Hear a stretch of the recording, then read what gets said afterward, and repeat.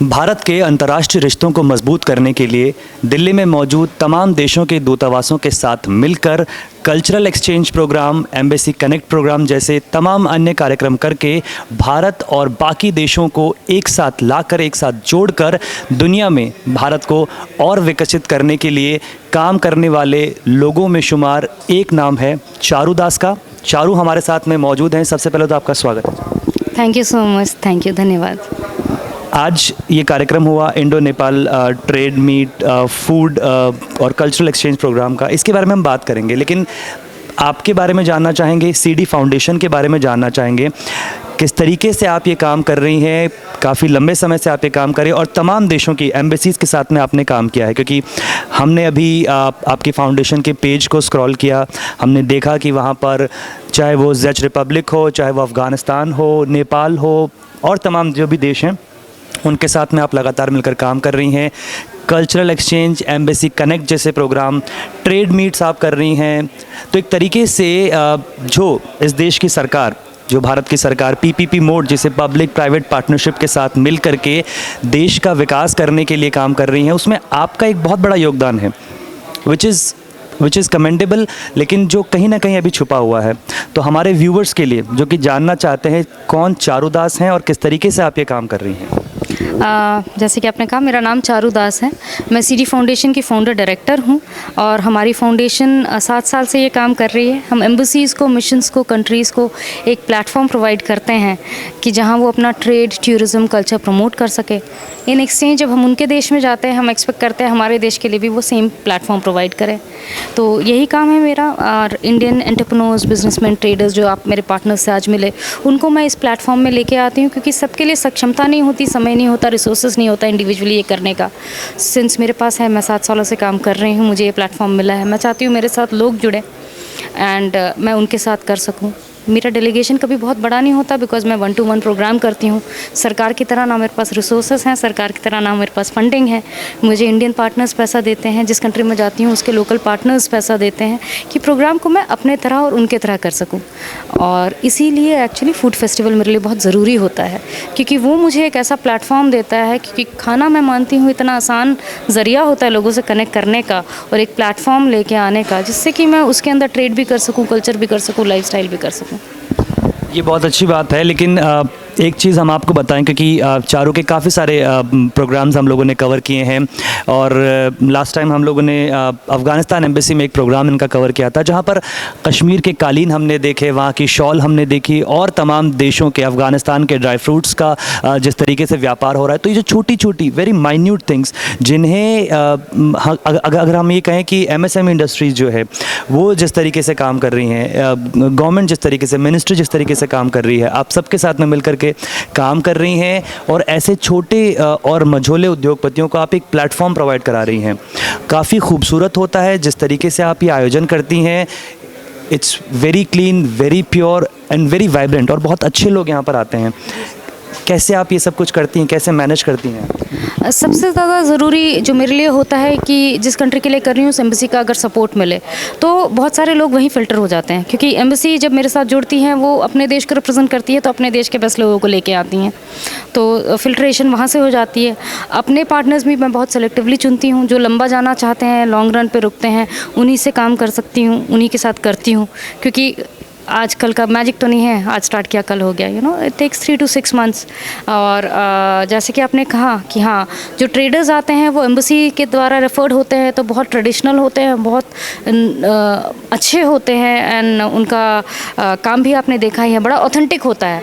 Like आप Afghanistan festival में अगर आपने जो कारपेट देखा, कालीन देखा, वो कश्मीरी नहीं, पर्शियन था, अफ़गानी था, ट्रेडिशनल अफ़गानी। बहुत सिमिलैरिटी होती है, यही तो जैसे आपने नोटिस किया, हाँ सिमिलर है, सेम रीजन है। आपने शक्ल सूरत से भी देखा होगा, कश्मीरी लगते हैं, लंबे लंबे गोरे गोरे खूबसूरत होते हैं सारे, आप आदमी बोलें औरतें बोलें, अफ़गानीज़।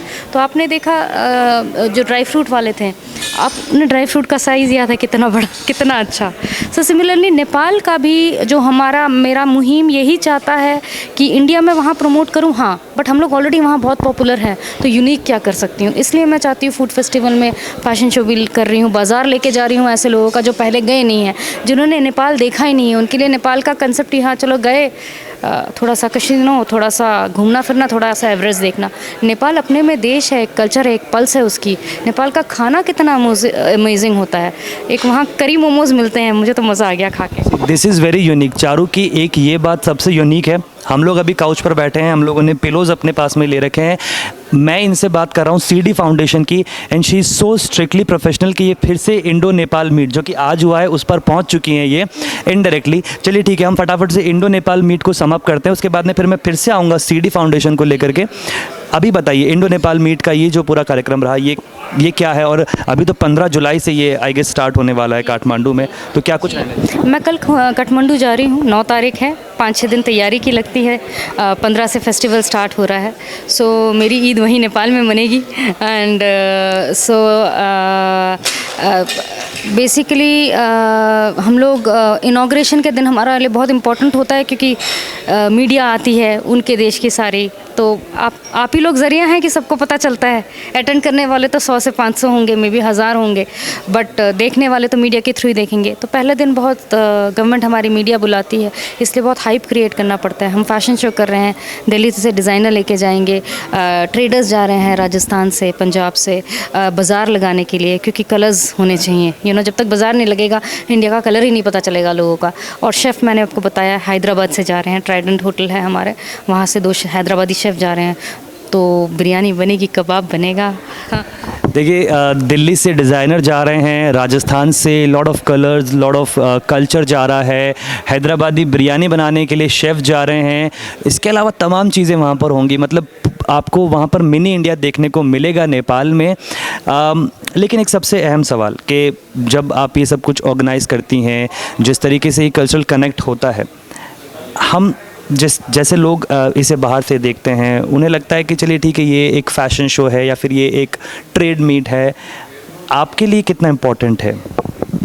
देखिए जैसे कि आप अगर मुझे कहते हैं आपको शौक़ है, आपको लगता है कि for example you want to do antique shawls, example दे रही हूँ, आपको एंटीक शॉल्स अपना करना है, बट आपका प्रोफेशन है, आप जर्नलिस्ट हैं, पूरा दिन इस पे व्यस्त रहते हैं, you need some support, so you need support of somebody जिसने यह काम कर रखा है। सबसे पहले तो वो आप कोई बिज़नेस मॉड्यूल सोचते हैं, फिर आपको ऐसा लगता है कि नहीं इस मॉड्यूल को मैं बाहर कैसे लेके जाऊँ, सोचने में बहुत बड़ा सा लगता है। Then you need organisations like us, जो छोटे से मध्यम व्यापारियों को हेल्प करते हैं, ऐसा प्लेटफॉर्म प्रोवाइड करके देते हैं।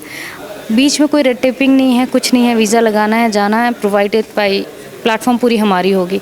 एम्बेसी का सपोर्ट होगा, लोकल पीपल का सपोर्ट होगा, चेंबर्स का सपोर्ट होता है, आपको जिससे मिलना है पहले से वो आपके लिए तैयार होंगे। आप मेरे साथ 4 दिन के लिए भी अगर जाते हैं, पूरे कंट्री में आपके मिलने लायक जो लोग हैं फ़िल्टर्ड आपसे वहीं उन 4 दिनों में मिल लेंगे। तो एक प्लेटफॉर्म है जो बहुत यूनिक है।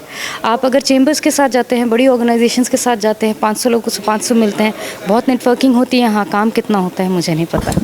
Fantastic, fantastic, very wonderful. अच्छा ये बताइए, भारत और नेपाल के बीच में सबसे कॉमन क्या है? आस्था है, कल्चर है, और भारत और नेपाल लगभग एक जैसे ही हैं। फैशन की अगर हम बात करें, भारत और नेपाल दोनों की महिलाएं जो है साड़ी पहनती हैं, अलग अलग तरीके से पहनती हैं।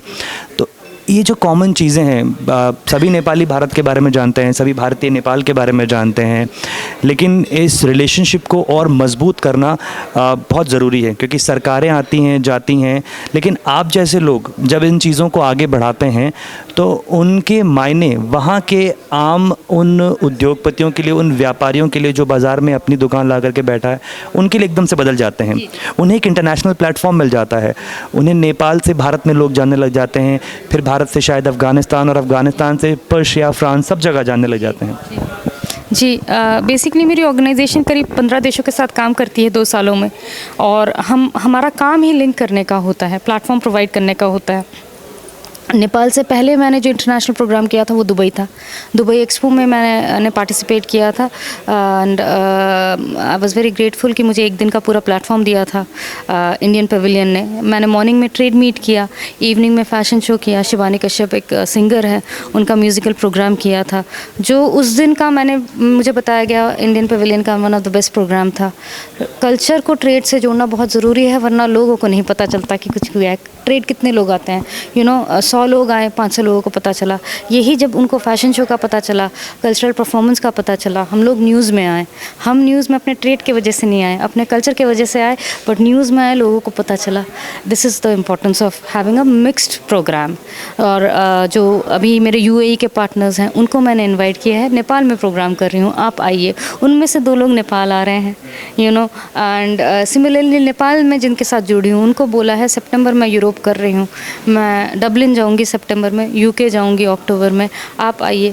ऑलरेडी मेरे पास नेपाल के 4 लोग हैं जो मेरे साथ डबलिन और UK में काम करना चाहते हैं। इंडिया की कदर नहीं है, हम लोग साथ साथ रहते हैं, पड़ोसी हैं, रिश्ता ही इतना गहरा है कि मुझसे बेटर रिलेशन उनके हैं इंडिया में। बट हाँ, they want to connect to UK and they want to connect to Ireland. And जब UK आयरलैंड से कनेक्ट हो रहे हैं, इंडिया से कनेक्ट हो रहे हैं, तो यू हैव टू अंडरस्टैंड, मैं इंडियन डेलीगेशन भी नहीं, नेपालीज डेलीगेशन भी लेके जाऊँगी। सिमिलरली जब UK जाऊँगी और साथ में मेरे कुछ अफ़गानिस्तान के ट्रेडर्स भी जाएंगे। सो इसी तरह कनेक्ट करके हम लोग कंट्रीज़ को मिलाते हैं। तो जैसा कि चारू ने बताया कि जब आप जाते हैं वहाँ पर ट्रेडर्स होते हैं, ट्रेड मीट होती है जो काफ़ी बोरिंग हो सकती है, जिसके लिए आपको कल्चरल प्रोग्राम करवाने पड़ते हैं, फूड फेस्टिवल करवाने पड़ते हैं। चारू जहाँ जाती हैं एक तरीके से फिर वो मेला लगा देती हैं। Is it so? Is it? बिल्कुल बिल्कुल। It's a sort of trade fair, cultural fair, मेला लग जाता है। एक्चुअली मेला ही लगता है। आप देखिए, अगर मैं फूड फेस्टिवल नहीं करूँगी, मुझे सोल्टी जगह ही नहीं देगी। एक लोकल पार्टनर मुझे जगह क्यों देगा? मैं भारत सरकार नहीं हूँ, मैं टाटा बिरला नहीं हूँ, I am a very small entity. So मैं उनको, मेरा काम है, मैं 2 शेफ़ लेके जाती हूँ, बेस्ट शेफ़ होते हैं इंडिया के, बहुत अच्छा खाना बनाते हैं, बैकग्राउंड अच्छा होता है। उस वजह से मुझे एक लोकल हॉस्पिटैलिटी पार्टनर अपनी जगह देती है 10 दिनों के लिए, 4 दिनों के लिए, 3 दिनों के। यूरोप में आप 10 दिन का फेस्टिवल नहीं कर सकते, पॉपुलेशन ही नहीं है। वहाँ 3-3 दिनों के फेस्टिवल होते हैं। 3 दिन का अगर इंडिया का फेस्टिवल करती हूँ मैं आयरलैंड में, डबलिन में, पूरा आयरलैंड जानेगा मुझे, पूरा यूरोपियन यूनियन जानेगा, छोटा देश है। और मेरे ट्रेडर्स को मेरे फूड फेस्टिवल की वजह से, मेरे फैशन शो की वजह से सारे ट्रेडर्स लोग जानेंगे। ट्रेड आप करते हो, कौन किससे नहीं मिलता, कौन किसको जानता है। एक फ़ैशन शो करूँगी, एक फूड फेस्टिवल करूँगी, पूरे आयरलैंड में कोई ऐसा नहीं होगा जिसने सुन नहीं रखा होगा किसी ने इंडियन फूड फेस्टिवल किया है। That's wonderful. अच्छा, मैंने अभी आपका ये प्रॉमिस कंप्लीट किया कि हमने आप, क्योंकि बार बार नेपाल की बात कर रही थी, मैंने इंडो नेपाल वाला ये जो समअप है ये कर दिया है। अब आप मुझे बताइए, CD फाउंडेशन को कितना समय हुआ, कब आपने ये शुरू किया? और काफ़ी ब्रीफ में, क्योंकि इसके बाद में हमारे पास और सवाल हैं, तो CD फाउंडेशन की हिस्ट्री क्या रही है? CD फाउंडेशन 2015 27 मई को फाउंड हुआ था। इट्स अ ट्रस्ट, दिल्ली में बेस्ड। और क्या इसकी फुल फॉर्म चारू दास फाउंडेशन है? चित्रा एंड धैर्य फाउंडेशन है। यूरोप में स्पेशलाइज करती हूँ, नाम की बहुत सारी कुछ हो जाता था, तो अब सब मुझे CD फाउंडेशन से ही जानते हैं।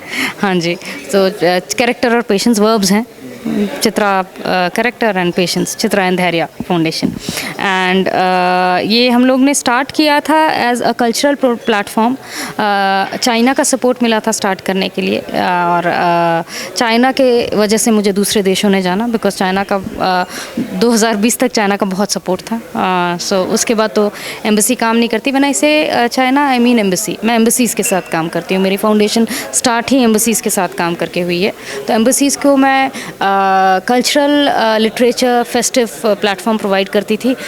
2017 में हमने सोचा कि ट्रेड करना ज़रूरी है, because platform is already there. फिर मैंने पढ़ाई लिखाई की, ट्रेड के बारे में समझा, and then through embassies help I started doing trade meet. मेरा एक प्रोग्राम है कॉफ़ी मॉर्निंग, जो मैं एम्बेसीज़ के साथ करती हूँ। For example coffee morning with Dubai UAE, coffee morning with चेक embassy, coffee morning with Iran embassy. So ये ट्रेड मीट होता है, ये 1-to-1 मीट होता है। बहुत बहुत छोटी गैदरिंग होती है, करीब 75 लोगों की, जिसमें मीडिया होती है और दोनों कंट्रीज़ के एक कंट्री के डिप्लोमेट होते हैं और कुछ बिजनेस पीपल होते हैं और इंडियन पार्टनर्स होते हैं या फॉरेन पार्टनर्स होते हैं, आपस में मिलते हैं, बातचीत करते हैं, MOU साइन होते हैं। उसके बाद हम लोग फॉलो अप करते हैं बाकायदा, ऐसा नहीं कि मिला दिया और बात ख़त्म। उसके बाद फॉलो अप करते हैं। मोर और लेस जिस कंट्री में जाती हूँ उस कंट्री का फेस्टिवल भी इंडिया में करती हूँ। So it's a continuous process. हाँ, ये बहुत बताना ज़रूरी है कि क्योंकि हमने देखे हैं कि इस तरीके से काफ़ी लेविश शोज़ होते हैं, पॉम्प शोज़ होते हैं, जहाँ पर आप आते हैं, इस तरीके के हाई फाई सोसाइटी के लोग मिलते हैं एंड देन वो बातें होटल के ही इन चार दीवारी में दब करके रह जाती हैं, उनके फॉलोअप्स नहीं होते हैं। अभी हमने एक छोटा सा इंटरव्यू किया था यहाँ पर तीर्थ इंडिया करके गीतांजलि जी से हमने बातचीत जब की, तो उन्होंने बताया कि सबसे बेहतर बात जो उन्हें आपके लिए लगती है कि आप चीज़ों को छोड़ नहीं देती हैं, आप उन्हें फॉलोअप करती हैं और कोशिश ये रहती है कि वो अपने अंजाम तक पहुँचे। सरकार से कभी कोई सपोर्ट मिला, कभी मिनिस्ट्रीज़ में, क्योंकि हमने देखा आपका पेज, क्योंकि वहाँ पर मेक इन इंडिया और मिनिस्ट्रीज़ के लोगोज लगे थे, आप हैं उनके टच में, सो कोई सपोर्ट इस तरीके से आपको मिल रहा है, आप मिली हैं मिनिस्टर्स से? प्लेटफॉर्म मिलता है, फंडिंग और फाइनेंशियल सपोर्ट आज तक नहीं मिला। शायद मुझे आता नहीं है या फिर मैं उतने अच्छे लोगों को नहीं जानती जिनके बोलने पे मुझे कोई फंडिंग मिले। एलिजिबल तो मैं हूँ, मैंने देखा है, I am eligible for everything, but शायद मेरे में ही क्षमता की कमी है कि मैं गवर्नमेंट की फंडिंग नहीं ले पाती हूँ। और थोड़ा सा आसान रहता है मेरे कि इंडियन पार्टनर से लेके काम करूँ, थोड़ा सा अपनी मर्ज़ी से काम कर पाती हूँ, अपने लोगों के साथ काम कर पाती हूँ, तो मेरे लिए ठीक रहता है। जी बिल्कुल। तो मैं आपसे ये तो नहीं पूछूंगा कि आप क्या चाहेंगी सरकार से, क्योंकि यहाँ पर ये कोई कनेक्ट नहीं है कि आप क्योंकि आप मिलती रहती हैं इस तरीके से, तो आपकी क्या उम्मीदें हैं? What are your hopes? आपके फ्यूचर प्लान्स क्या हैं? CD फाउंडेशन अब आगे और किस तरीके से इसे ये जो इतना खूबसूरत आप इवेंट्स करती हैं, मीट्स करती हैं, इसे किस तरीके से आगे बढ़ाने वाली हैं? सबसे ज़रूरी तो मेरे लिए अपना टीम फॉर्मिंग है, जो कि आज के दिन में थोड़ी सी दिक्कत हो रही है मुझे। शायद काम का कल्चर थोड़ा अलग हो गया है और मेरे काम बहुत सेंसिटिव होता है। मेरे पास इन्फॉर्मेशंस होती हैं जो बहुत सेंसिटिव होती हैं। मैं वो लड़की हूँ जो अफ़गानिस्तान के साथ काम करता है, चाइना के साथ काम कर चुकी हूँ और ईरान के साथ काम करती हूँ, मैं यूरोप के साथ काम करती हूँ, CIS कंट्रीज़ के साथ काम करती हूँ। तो इसीलिए मेरे को मेरे लोग बहुत संभाल के रखने पड़ते हैं, which is one of the largest problem, क्योंकि information is power nowadays. और दूसरा, सरकार से तो उम्मीद यही है, सपोर्ट अगर नहीं भी करते हैं, तंग ना करे तो बहुत खुश हूँ मैं है ना। बाकी तो I think our current government is very progressive and बहुत होप्स है मेरे को कि सब दूसरे देशों से एग्जाम्पल लीजिए आप, है ना। और मैं मानती हूँ सेल्फ रिलायंस बहुत ज़रूरी है, अपने क्षमता पे खड़े होंगे। और इंडिया का तो पोटेंशियल है, इंडिया का नाम है, इंडिया के लोग, हम लोग इतने स्मार्ट हैं ना, जिस दिन आप बाहर जाएंगे आपको पता चलेगा। जिस दिन आप बाहर जाएंगे, हमारा काम करने का तरीका, हमारा सीखने का skill, the learning ability of regular Indian, जो पढ़ा लिखा इंडियन है ना, जो ग्रेजुएट तक, हम लोग सारे ग्रेजुएट होते हैं, आपको पता ही है, वरना मम्मी पापा लोग पकड़ के मारते हैं, है ना। बाकी तो छोड़ो, बड़ी बड़ी बातें छोड़ो, ग्रेजुएट नहीं हो। एक इंडियन ग्रेजुएट का जो लर्निंग कैपेसिटी है, आप बाहर जाओगे तो आपको पता चलेगा। हम लोग बहुत तेज़ होते हैं, बहुत अच्छे होते हैं, एथिक्स में रहें, मेहनत करते हैं हम लोग, तो हम लोग को कोई नहीं रोक सकता। यंग कंट्री है, so you know. This is wonderful. आप इस इंटरव्यू का ये आखिरी पार्ट जब देखेंगे कि आपको पता चलेगा कि जब आप बाहर जाते हैं तो इंडिया की क्या वैल्यू है, और ये इंटरव्यू का लास्ट पार्ट देख करके आपको काफ़ी प्राउड फील होगा। और मुझे लगता है कि इससे बेटर कोई एग्जांपल नहीं होगा विमेन एम्पावरमेंट का, नारी शक्ति का। जिस तरीके से उन्होंने बताया कि अफ़गानिस्तान के साथ काम करती हैं, जहाँ पर अब तालिबान की सरकार है, बहुत सारी दिक्कतें आती होंगी तमाम एम्बेसीज़ के साथ काम करने के लिए, आप फॉरेन टूर्स कर रही हैं, तमाम चीज़ें कर रही हैं, लेकिन विमेन एम्पावरमेंट का बेस्ट एग्जाम्पल चारुदास हमारे साथ में थी। Thank you so much for talking with जनहित टाइम्स।